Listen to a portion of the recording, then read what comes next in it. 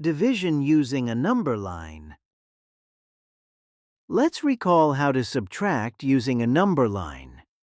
We are solving the subtraction problem. 12 minus 4.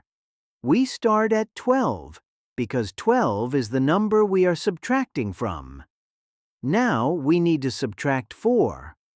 That means we will count back 4 steps from 12 on the number line. 11, 10, 9, 8. We stopped at 8. 12 minus 4 equals 8. We counted back 4 steps. The number we landed on is the difference. Now let's see how division is related to subtraction. We are going to solve a division problem.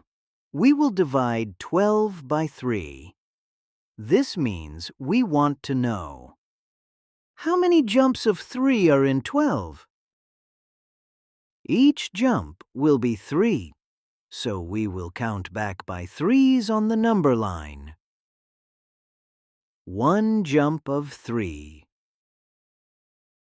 2 jumps of 3.